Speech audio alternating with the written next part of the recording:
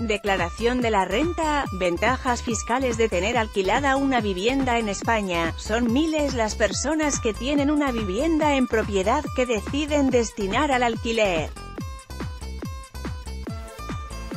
Como el resto de propietarios, es obligatorio que dicha propiedad conste en la declaración de la renta, así como los ingresos que genera. No obstante, no todos son malas noticias, puesto que hay una serie de gastos que son deducibles siempre y cuando se puedan justificar. Eso sí, dichas deducciones solamente afectan a los alquileres tradicionales. El alquiler turístico, vacacional o por temporadas no se benefician de las mismas ventajas fiscales. Existe una excepción, se trata de los alquileres a estudiantes. La agencia tributaria entiende que, por ejemplo, de septiembre a junio es un periodo lo suficientemente amplio para no ser entendido por un arrendamiento de temporada. En primer lugar, a la cantidad que resulte de restar los gastos generados a los ingresos obtenidos se aplicará una reducción única del 60% independientemente de la edad de los inquilinos. La reducción del 100% que existía para inquilinos menores de 30 años ya no es posible. Gastos deducibles 1. Las cantidades destinadas a servicios o suministros de luz, agua, gas, teléfono, cuidado de jardines, vigilancia, portería y otros servicios relacionados con la finca siempre que el inmueble esté destinado a uso de vivienda habitual, siempre y cuando hayan sido satisfechos por el arrendador. 2. Los intereses de préstamos o créditos vinculados a la vivienda en los que se haya incurrido en la adquisición o mejora del bien.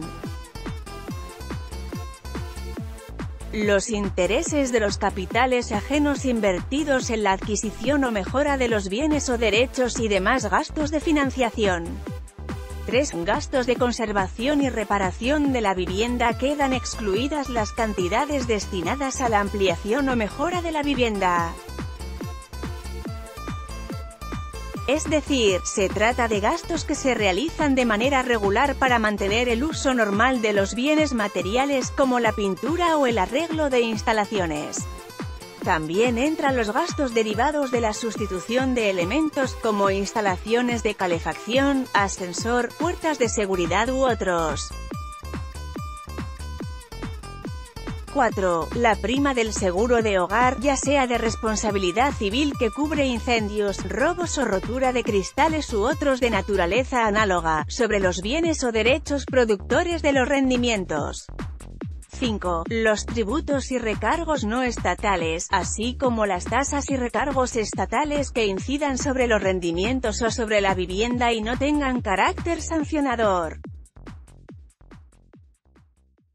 Por ejemplo, IBI, tasa de basuras, alumbrado, las tasas por limpieza, vado, gastos de comunidad, etc. IBI, las tasas de limpieza, recogida de basuras, alumbrado, vado, gastos de comunidad, etc. 6. Los saldos de dudoso cobro siempre que esta circunstancia quede suficientemente justificada. Se entiende justificada cuando entre la primera gestión de cobro y el final del período impositivo han transcurrido más de 6 meses y la ley establece que no se podrán incluir los recibos de julio a diciembre, salvo que el arrendatario esté en situación de concurso de acreedores. El arrendador debe declarar esos no ingresos como ingresos, a pesar de no haberlos cobrado. En los casos en los que se ha interpuesto una demanda de desahucio por impago de alquiler, no se aplica la regla de los 6 meses, dado que tanto el lanzamiento como la finalización del contrato se realiza por mandato judicial y es prueba suficiente de que el saldo es realmente de dudoso cobro. Como explican los expertos, si en algún momento se cobran las cantidades adeudadas o parte de ellas, deberán declararse como ingresos del capital inmobiliario. 7. Los gastos de formalización del arrendamiento, subarriendo, cesión o constitución de derechos y los de defensa de carácter jurídico relativos a los bienes, derechos o rendimientos. 8. Las cantidades destinadas a amortización del inmueble y de los bienes que contenga que respondan a la depreciación efectiva de los mismos. En el caso de bienes inmuebles, los expertos explican que se entiende que la amortización cumple el requisito de efectividad si no excede del resultado de aplicar el 3% sobre el mayor de los siguientes valores: el coste de adquisición satisfecho o el valor catastral, sin incluir el valor del suelo.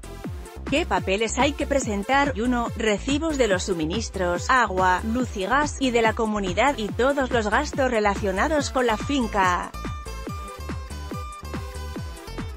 2. Facturas de reparaciones u obras de mejora en la vivienda.